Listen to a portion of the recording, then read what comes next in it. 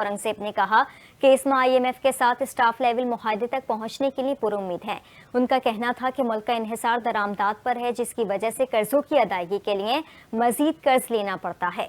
वफाकी वजीर खजाना मोहम्मद औरंगजेब ने कहा कि हमें कर्जों की अदायगी की सलाहियत पैदा करने की जरूरत है। जब तक मईशत दरामद पर मबनी रहेगी, हमारे पास डॉलर खत्म होते रहेंगे। उन्होंने ये भी कहा कि लोग रिश्वत, करप्शन और हरासानी के डर से FBR से डील नहीं करना चाहते।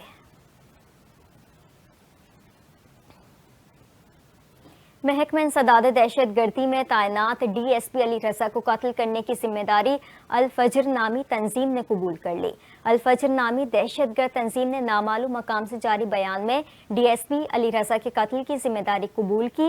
इस तंजीम ने इससे कबल सोहराब गोट में पुलिस एहलकार के कत्ल की जिम्मेदारी भी कबूल की थी। याद रहे कि गुज़िश्ता रोज कराची के इलाके करीमाबाद में मोटरसाइकिल पर सवार 2 हमलावरों ने DSP अली रजा की गाड़ी पर फायरिंग की थी, जिसके नतीजे में अली रजा और उनका मुहाफिज शदीद जख्मी हो गए थे। दोनों को फौरी तौर पर अब्बासी शहीद अस्पताल मुंतकिल किया गया, जहां दोनों जख्मों की ताप ना लाते हुए दम तोड़ गए थे। DIG CTD आसिफ एजाज शेख का कहना है कि DSP अली रजा की शहादत अफसोसनाक वाकया है। हम बदला लेंगे और जो कोई भी मुलव्विस है उसे नहीं छोड़ेंगे।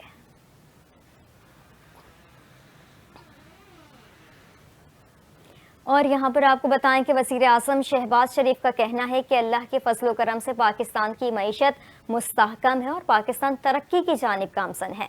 शहबाज शरीफ ने दौरा कराची के दौरान कराची पोर्ट ट्रस्ट में इजलास की सदारत की।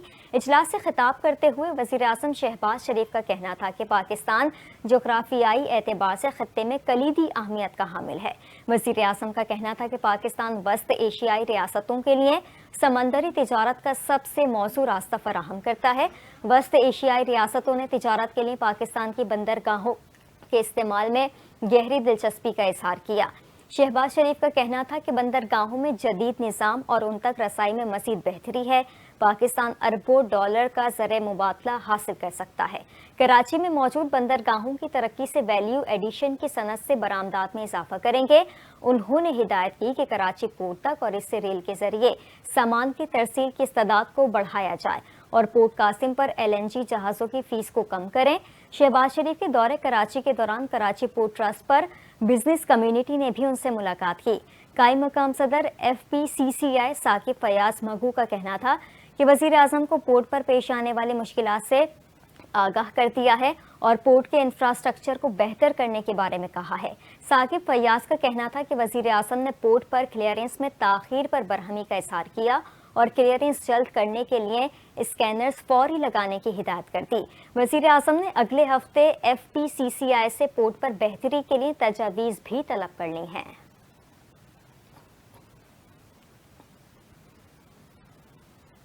और अभी खबर शामिल करेंगे वफाकी वज़ीर दाखिला मोहसिन नकवी का कहना है कि मनशियात के बढ़ते रुझान पर काबू पाने के लिए इक़दाम करना होंगे। वज़ीर दाखिला मोहसिन नकवी की ज़ेर सदारत एंटी नारकोटिक्स फोर्स के हेडक्वार्टर में इजलास हुआ, जिसके दौरान उन्हें फोर्स की कारकर्दगी, अफ़ाल कार और ऑपरेशंस के बारे में ब्रीफिंग दी गई। इजलास के दौरान मोहसिन नकवी ने कम वसाइल के बावजूद ड्रग माफिया के खिलाफ कार्रवाई पर ANF को सराहा और साइबर ड्रग कंट्रोल मैकेनिज्म तैयार करने की हिदायत की, जबकि ड्रग माफिया के खिलाफ मौसर क्रैकडाउन का फैसला करते हुए जामे प्लान भी तलब किया गया। फैसले के तहत मनशियात खुसूसन आइस की खरीदो फरोख्त रोकने के लिए भरपूर कार्रवाई की जाएगी और इस ज़िम्मे में सूबों से मुशावरत की जाएगी और एतमाद में लिया जाएगा। इस हवाले से वफाकी सूबाई महकमों का मुश्तरका इजलास रवां माह के आखिर में मुनक्किद होगा, जिसमें सूबों के वज़रा, एक्साइज और IGs पुलिस को भी शिरकत की दावत दी जाएगी। इजलास से खिताब करते हुए वज़ीर दाखिला का कहना था कि मनशियात खुसूसन आइस की लानत ने कई ख़ानदान तबाह कर दिए हैं। मनशियात के बढ़ते रुझान पर काबू पाने के लिए इक़दाम करना होंगे। मोहसिन नकवी का कहना था कि अपने बच्चों के लिए सबसे ज़्यादा इस लानत के खिलाफ जिहाद करना एक बड़ा मकसद है। उनका मज़ीद कहना था कि आज हमने इस लानत के खात्मे में अपना हिस्सा डाल दिया तो ये बहुत बड़ा कार्य खैर होगा।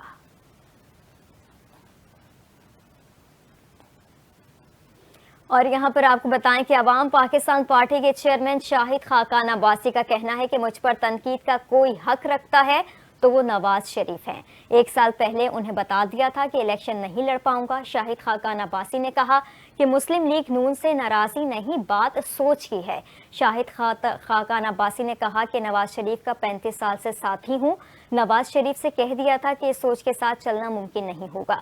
انہوں نے کہا کہ تینوں جماعتیں اقتدار میں رہ چکی ڈیلیور نہیں کر سکی، بہتر سوچ کے ساتھ آنے والی جماعت ملک کے لیے کچھ کر سکتی ہے۔ شاہد خاقان عباسی کا مزید کہنا تھا کہ کرسیاں مل جاتی ہیں، ملک کا بھلا نہیں ہو سکتا۔ ہم نئے لوگ نہیں، ہم اپنی بات اصول پر قائم رہنے والے لوگ ہیں۔ ان کا کہنا تھا کہ ملک کی سیاست نفرت میں بدل چکی ہے، پارلیمنٹ صرف گالم گلوچ کی جگہ ہے۔ ہر الیکشن چوری ہوا، ہم بھی خرابی کا حصہ بن گئے تو مسئلہ حل نہیں ہوگا۔ شاہد خاقان عباسی کا کہنا تھا کہ الیکشن میں بھرپور حصہ لیں گے، ایسے امیدوار ہوں گے جنہیں لوگ قبول کر سکیں۔ عوام پاکستان پارٹی کے چیئرمین کا مزید کہنا تھا کہ 8 فروری کے الیکشن نے واضح کر دیا، سوچ زیادہ حاوی ہو گئی ہے۔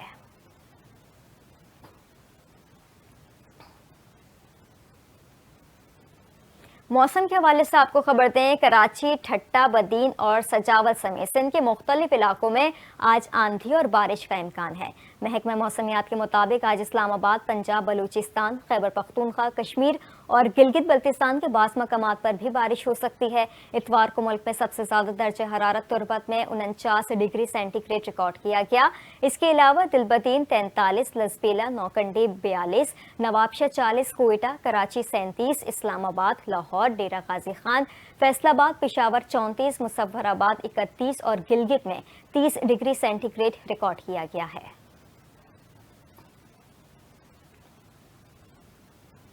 افغانستان کے صوبہ کنٹر سے پاکستان کے راستے بھارت کو پہلی بار 8000 ٹن پیاز برآمد کر لی گئی۔ افغان عبوری حکومت کے مطابق صوبہ کنٹر کے تاجروں نے پاکستان کے راستے بھارت کو 9 کروڑ 10 لاکھ افغانی سے زائد مالیت کی 8000 میٹرک ٹن پیاز برآمد کی۔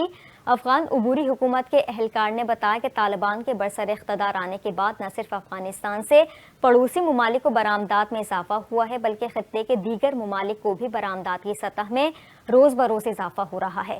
اس سے قبل افغانستان سے چین کو چلخوزے بھی برآمد کیے گئے تھے۔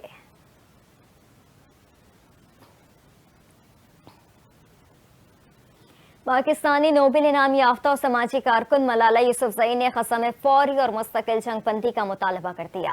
اپنے بیان میں انہوں نے کہا کہ غزہ میں اسکول پر اسرائیلی فورسز کے حملے پر دل افسردہ ہیں۔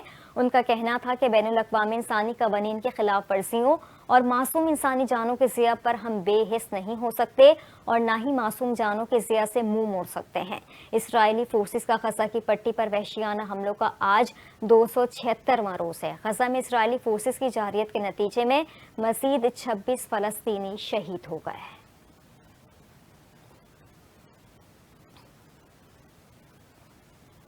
بلیٹن میں خبروں کے سلسلے کو آگے بڑھائیں گے اور ابھی آپ کو بتائیں کہ دنیا کی دوسری بلند ترین چوٹی K2 سمیت کراکرم رینج پر شدید برفباری۔ خراب موسم کے باعث مہم جوئی کے لیے جانے والے کوہ پیما بیس کیمپ واپس آ گئے۔ برفباری کا سلسلہ آئندہ 24 گھنٹے تک جاری رہنے کی پیش گوئی کی گئی ہے۔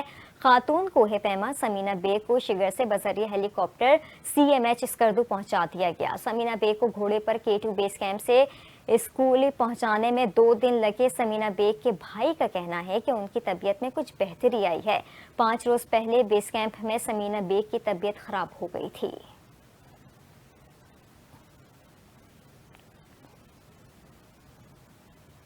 اور یہاں پر آپ کو بتائیں، شفقت، محبت اور رحم دلی کا پیکر مشہور سماجی کارکن عبدالستار ایدھی کو آج ہم سے پچھلے 8 برس بیت گئے۔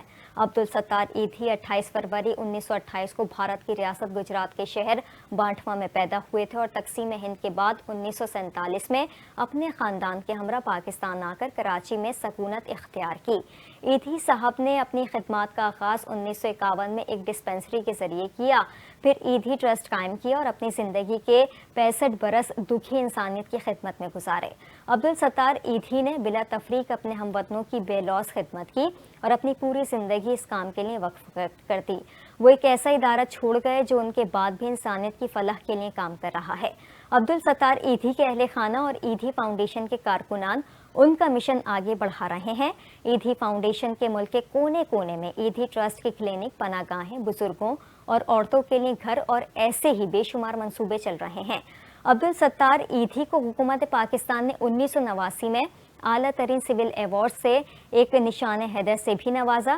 गिनीज वर्ल्ड रिकॉर्ड्स में भी उनका नाम दुनिया की सबसे बड़ी एम्बुलेंस सर्विस चलाने के बायस शामिल किया गया है।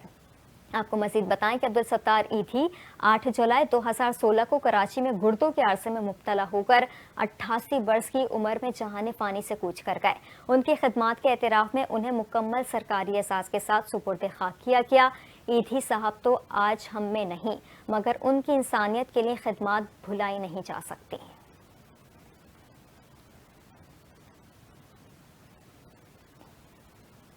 और बुलेटिन के अख्ताम में आपको खबर दें कि वर्ल्ड चैंपियनशिप ऑफ लेजेंड्स में पाकिस्तान चैंपियंस की फतूहात का सिलसिला जारी है। टूर्नामेंट के 10वें मैच में पाकिस्तान चैंपियंस ने इंग्लैंड चैंपियंस को 79 रन से शिकस्त दे दी। पाकिस्तान की जानिब से शोएब मलिक और सोहेब मकसूद ने निफ सेंचुरी स्कोर की। एडजस्टन क्रिकेट ग्राउंड में पाकिस्तान चैंपियंस की जानिब से एक बार फिर शानदार बैटिंग का मुजाहरा किया गया। कामरान अकमल और शर्जील खान तो बड़ा स्कोर ना कर सके, लेकिन सोहेब मकसूद और शोएब मलिक ने खूब रंग जमाया। सोहेब ने 6 छक्कों और 2 चौकों की मदद से 44 गेंदों पर 64 रन बनाए, जबकि शोएब मलिक ने 33 गेंदों पर 51 रन की इनिंग्स खेली। पाकिस्तान चैंपियंस का स्कोर 4 विकेटों पर 196 रन रहा। जवाबी बैटिंग में इंग्लैंड चैंपियंस को किसी भी मौके पर खुलकर खेलने का मौका ना मिल सका। फिल मिस्टर 30 रन और 24 रन बनाने वाले केविन ओब्रायन के अलावा कोई भी खिलाड़ी पाकिस्तान चैंपियंस की मजबूत बॉलिंग का सामना ना कर सका और पूरी टीम 17 ओवर्स में 117 रन बनाकर आउट हो गई। पाकिस्तान चैंपियंस के सईद अजमल ने 3 और अब्दुल रज़ाक ने 2 खिलाड़ियों को आउट किया।